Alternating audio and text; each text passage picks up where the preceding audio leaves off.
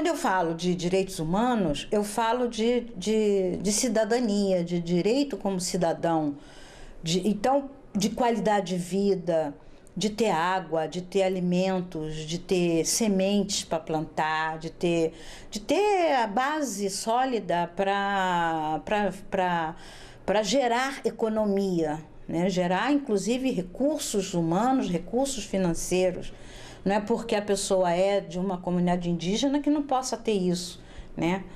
Então, esse processo, inicialmente, foi um choque, mas hoje, com a compreensão, com grandes conferências que realizamos, com os pajés, com os ancestrais, com as pessoas mais idosas, os velhos, nós chegamos a um ponto que, se você vai a uma conferência, como vocês podem ter até visto na Rio+20, que havia ali pessoas bem velhas e pessoas bem jovens. Então, quer dizer que nós estamos num momento de avanço, de compreensão muito grande, e que não significa que, pelo fato de estudar e de querer um desenvolvimento, significa que nós vamos perder nossas tradições culturais, nossa língua, nossa cultura, nossas histórias, nossa literatura indígena. Pelo contrário, até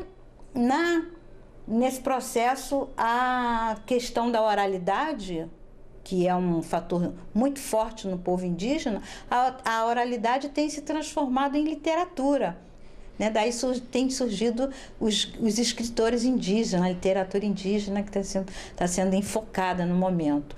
Quer dizer, é um processo, ao meu ver, vitorioso. Estamos caminhando com visões crescentes.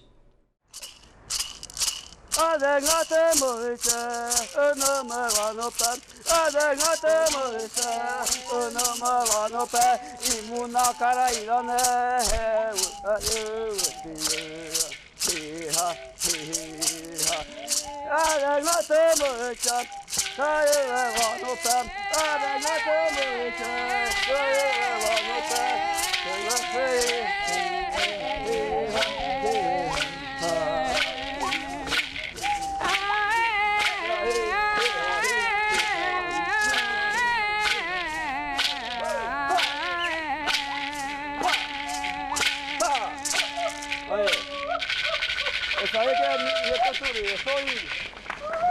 Agora, vê esses prédios aqui, todo mundo está falando nesses prédios aqui. Prédio não é prédio mais não, isso aqui já está tudo caído já. E por isso, quero que as pessoas competentes resolvam o nosso problema para nós. Eu já chego. Já estou morto já, ó, já estou mal, só de sofrer. Estamos aqui do lado, muito menos. Não é nem 1 metro, nem 2 metros. Estamos ao lado. O governo brasileiro está sendo indelicado com a gente. Não dá voz, não dá espaço para nós. Está gastando mais de R$1 bilhão. E nós não temos nada aqui. Eu nasci no Rio, num gueto indígena, porque muitas famílias vinham fugidas e formavam um gueto. E quem estava nesse gueto, ao lado desse gueto, eram os judeus que também tinham vindo da Segunda Guerra Mundial. E aí, vovó conseguiu trabalho ali junto com os bananeiros, com os carvoeiros. Essa história me dá muita tristeza, me dá muita dor. Porque eu lembro, criança, eu me lembro bem, meu irmão lembra mais ainda. Os carvoeiros eram pessoas pobres, europeias. E eu, sabe onde eu dormia? Num baú. O baú que um português deu para a vovó, porque nós morávamos nesse gueto e tinha muitas ratazanas. Os ratos, eu tinha muito medo daqueles ratos. Então, vovó me botava para dormir nesse baú, que era um lugar onde eu ficava bem protegida. E vovó vivia pelada dentro de casa. Totalmente despida, né? Às vezes vinha uma pessoa chamá-la, ela correndo botava a roupa. Então eu tinha uma realidade muito indígena dentro de um espaço físico.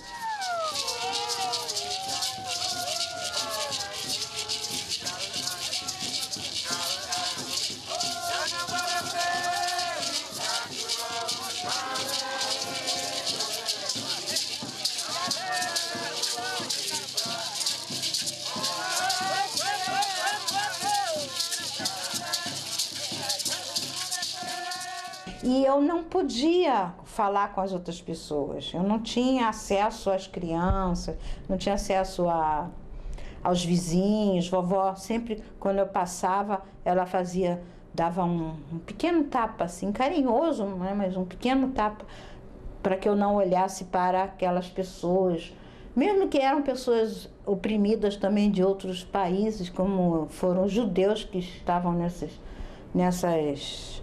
nessa comunidade que a gente viveu.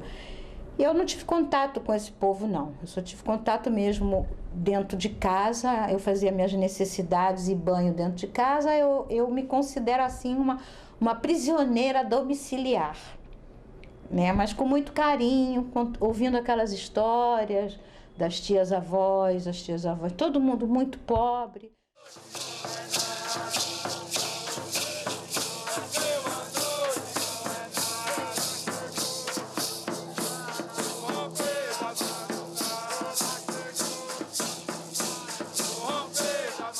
Na época era a ditadura de Getúlio Vargas, minha avó saía para conseguir carne, que diziam assim, hoje o governo vai dar carne na Central do Brasil.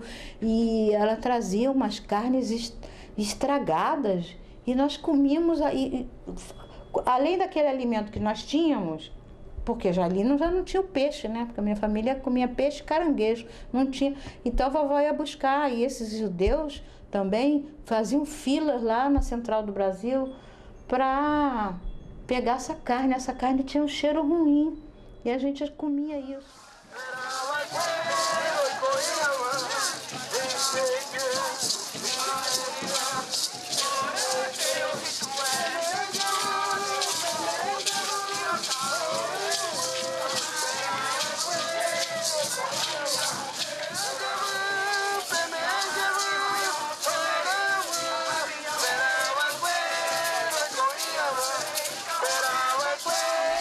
O banheiro, que depois eu nunca mais entrei nesse lugar, era um cubículo apertadinho, com as paredes cheias de limo, onde que todos tomavam banho ali. Era um banheiro para mais de 200 pessoas para tomar banho.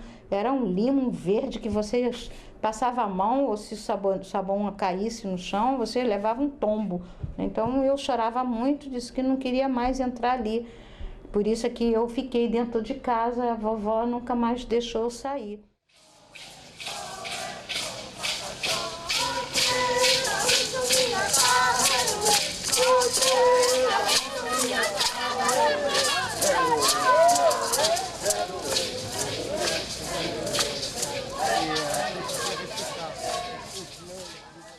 Depois aí, uma época, nós mudamos para o subúrbio, mas fomos morar no morro, que hoje se chama favela, que era o único lugar que dava para morar, o Morro de Cavalcante.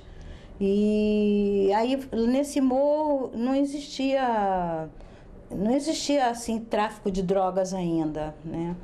E ali, minha mãe já havia se casado com o segundo marido, que meu pai já havia falecido, atropelado, não estava acostumado com ônibus, né? Então veio um bonde e ele foi atravessar e morreu.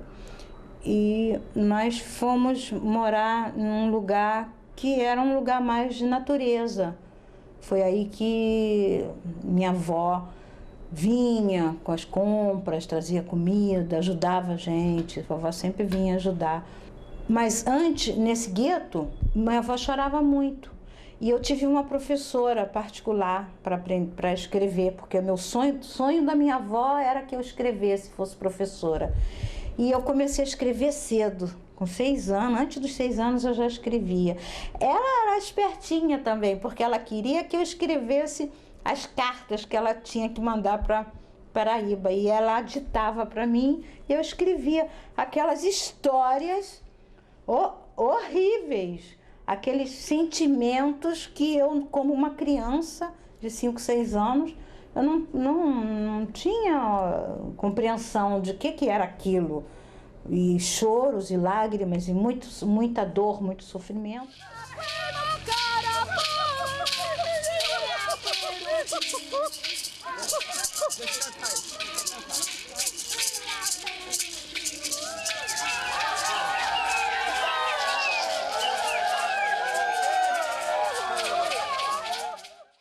Eu fui uma pequena escritora, uma pequena repórter da minha própria avó, que precisava se comunicar com a família ou com grupos, eu não sei, eu não me lembro quem eram essas pessoas, e eu sei que eram cartas de muito sofrimento. E eu vivi um mundo mágico, místico, mítico também, e se tornou isso na minha cabeça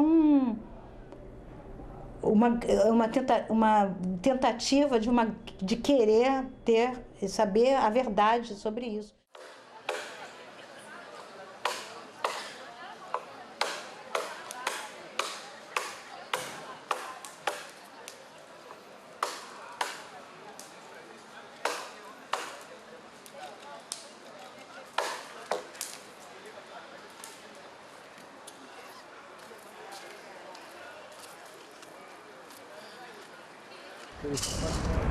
Boa noite, meu nome é Turi Pataxó.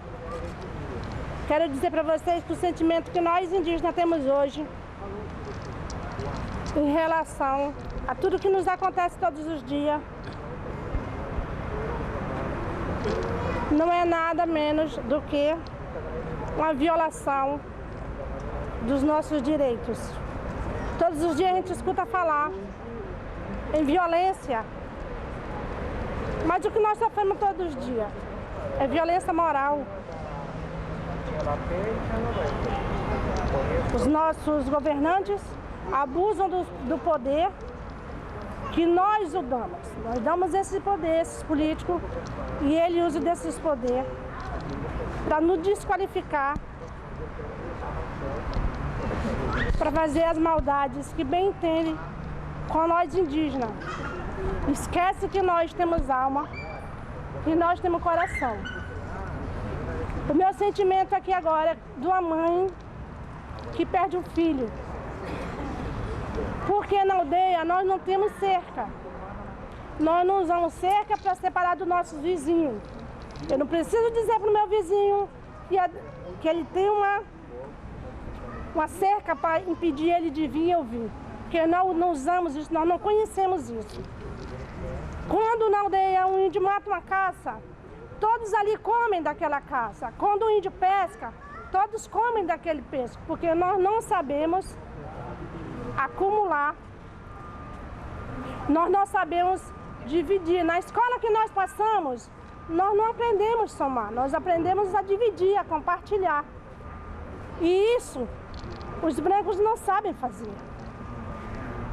Querem tudo para eles. Por que querem esse prédio para eles? Já tem tantos prédios aí abandonados. Por que quer mais um? Por que nos dão esse prédio? Não melhora, não faz a melhoria desse prédio para que aqui a gente possa estar mostrando nossa cultura, nosso saber e fazer troca. E a gente vai lutar até morrer!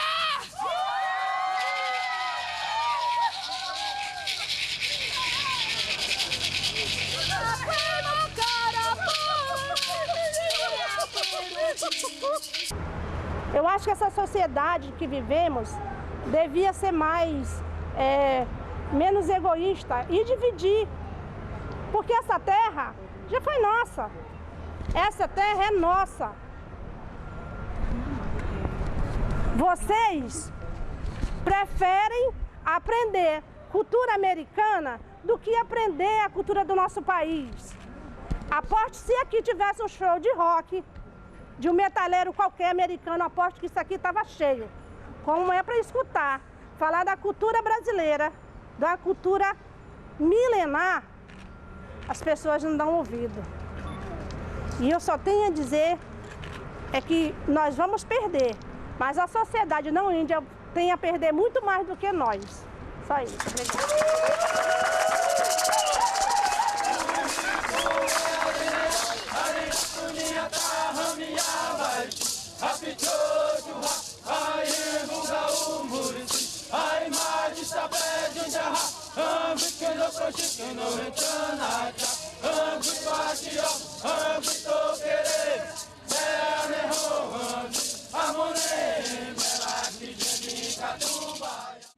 A minha mensagem para o Dilma, né, o senhor Dilma, eu quero que elas não façam isso para todos do Brasil, né, que estão todos no Brasil, que não faz mal dos índios, não faz esse tipo de barragem e não manda destruir as florestas.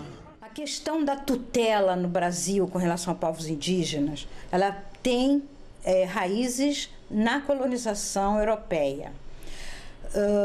Antes de 1978, né, que a gente tem como marco o Marquês de Pombal, nós tínhamos os capitães do mato. Quem eram os capitães do mato? Eram os capitães que iam caçar indígenas e negros, né? Vamos situar também a questão do negro, para o processo de escravidão. E desde aí, do Capitães do Mato, foi criado o capitão do índio, capitão do mato, capitão do índio, né? Os chefes, o cacique, que não existia, essa palavra nem é brasileira, a palavra cacique, essa é uma palavra que veio da Europa, não existe isso. Existe líder tribal, né, o guerreiro, os pajés, mas cacique, isso foi uma palavra imposta pela colonização e ficou até hoje.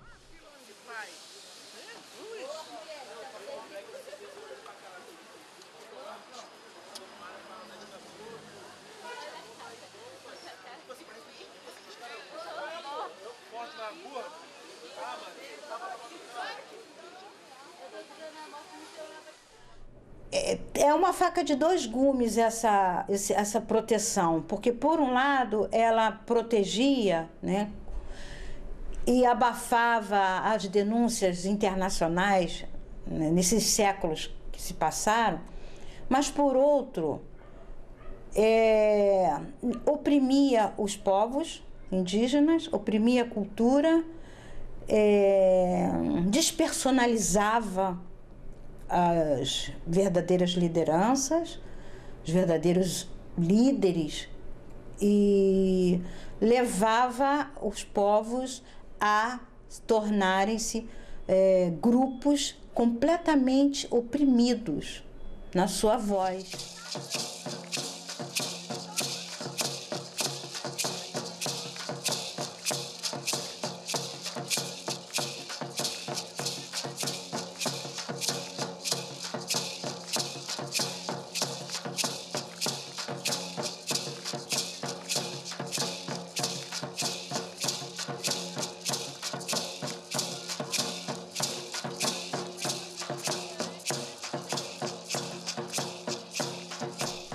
A gente sabe que um povo oprimido, Frantz Fanon tem uma tese na Argélia sobre isso, né? Povos oprimidos, como eles vão se tornar, como serão essas pessoas oprimidas no plano psicológico.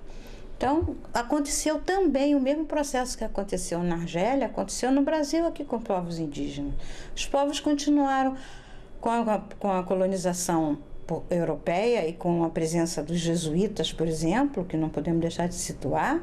Os índios não cantavam mais, os índios não produziam mais os seus artesanatos, tinham que produzir sinos de ferro para a igreja. Então, como é a vida de um ser humano que deixa de fazer aquilo que gosta e que é da sua natureza para passar a ser um ser dominado por um processo que veio de fora, né? A nossa casa, ela foi invadida, na realidade. Pedro Álvares Cabral, com todo o respeito que eu tenho por ele não descobriu o Brasil, ele invadiu o Brasil, né? Houve um processo de invasão de culturas, de filosofias, de pensamentos, e esse protecionismo, ele continua até hoje nesse mundo extremamente tecnológico, que continua a oprimir povos na sua vivência cotidiana, que é uma instituição do governo chamada FUNAI, Fundação Nacional do Índio. Vamos lutar, minha gente, fazer valer a nossa voz, pela vida dos povos indígenas e do Brasil.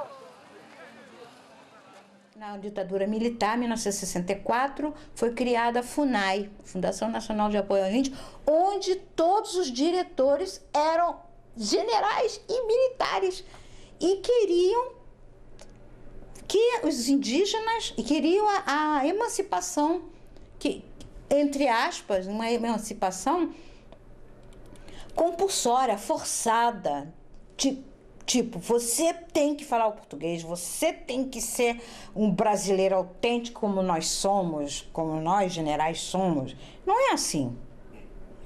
Como é que fica na Itália se aqueles produtores de queijo que gostam de ver aquela vida deles descalço ou rodeando as suas vacas, as suas ovelhas, chegar a um sistema ali, como vocês sabem que já existiu até com Hitler, né, de opressão, vamos dizer assim. Após a minha fala aqui vai ter uma continuidade da programação, tem outras questões da programação também. Mas a partir de meio-dia a gente se juntava, todo mundo aqui, todos os indígenas, os companheiros de ONG que são parceiros do movimento indígena, os companheiros de outros movimentos sociais também que queiram somar conosco. Nós sairíamos daqui em uma marcha em direção à Praia do Flamengo e no percurso dessa marcha nós iríamos elevando nossas faixas. Para chegar na marcha vai ter fala também de lideranças nossas, como Cacique Roni, Sheila Juruna e outras lideranças da PIB, que vão falar também lá nesse atento. Lamentavelmente, nas Nações Unidas, hoje, nós temos um Fórum Permanente para Povos Indígenas, que eu fiz parte da criação desse fórum, quando trabalhei lá junto com centenas de indígenas, a Declaração Universal dos Direitos Indígenas. Durante 30 anos, essa declaração foi trabalhada na ONU e nós tiramos essa declaração. Depois dessa declaração veio a criação do Fórum Permanente para Povos Indígenas. Todas as cadeiras políticas são ocupadas por indígenas de outros países, como a Austrália, indígenas canadenses, dos Estados Unidos, e a única cadeira que não é sentada por um índio é a do Brasil, que é sentada por um antropólogo que não é índio. Isso é uma vergonha para nós, enquanto indígenas. Já começa por aí, para ver, quando nós estamos entre nós mesmos, nós não temos nossa voz. Mesmo que tenha representantes indígenas que estejam lá, mas não é oficial. Porque todos estão ali oficialmente e o Brasil não está oficialmente. Toda a Bahia, Parente do Sul. Temos as políticas públicas para o povo brasileiro, em geral. Temos a política pública para os afrodescendentes. A maioria do povo brasileiro é afrodescendente e de origem indígena. Temos políticas públicas para o operariado, por exemplo. E as políticas públicas para povos indígenas, ela esbarra, ela tem sempre alguma coisa na frente, porque esbarra com o interesse do grande empresariado brasileiro.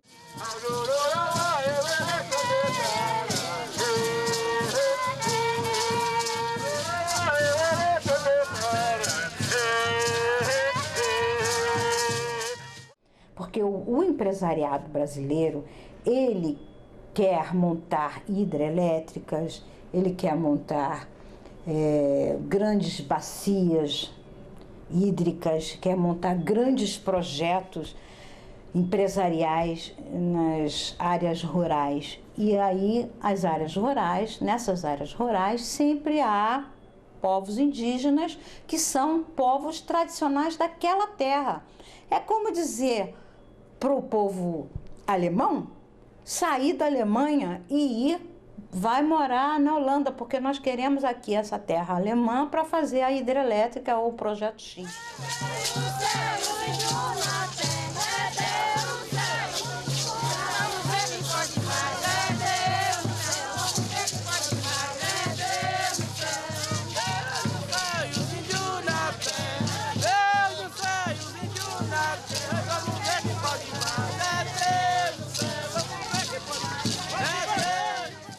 Então, o problema que acontece no Brasil é esse empecilho que até o governo Lula, que foi o governo mais revolucionário, mais avançado, o próprio governo teve questões fortes com a política econômica com esse grupo empresarial que é muito forte.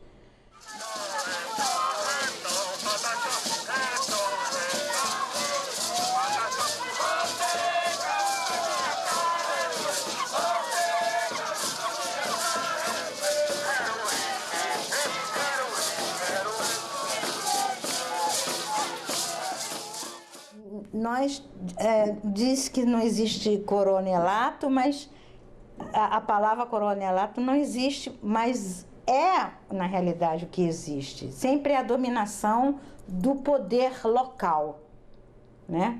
E aí por isso que nós não estamos conseguindo realizar um desenvolvimento que queremos para povos indígenas, porque está sempre esbarrando com isso. Se vai criar uma rodovia, por exemplo, a rodovia ela é importante no nosso país, porque o nosso país é grande, a gente precisa de rodovia.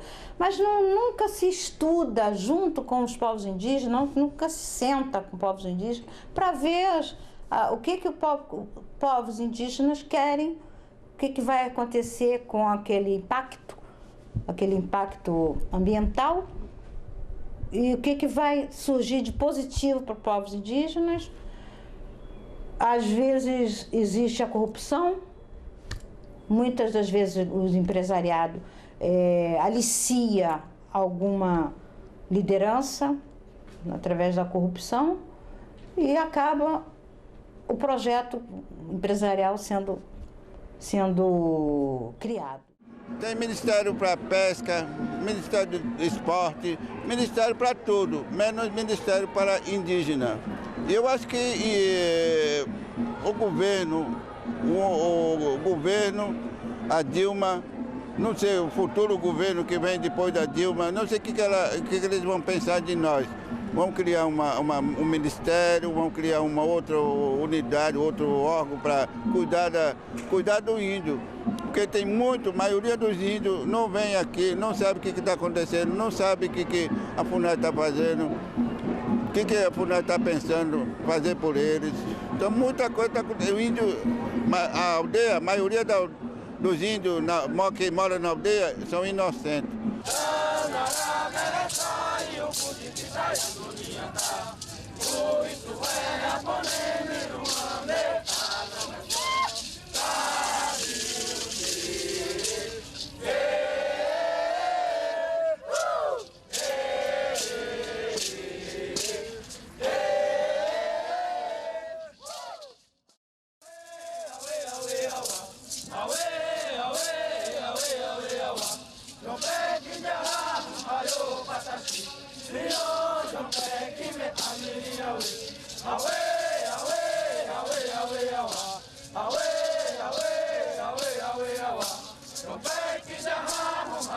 Patati, Rio, no pé que me amiri,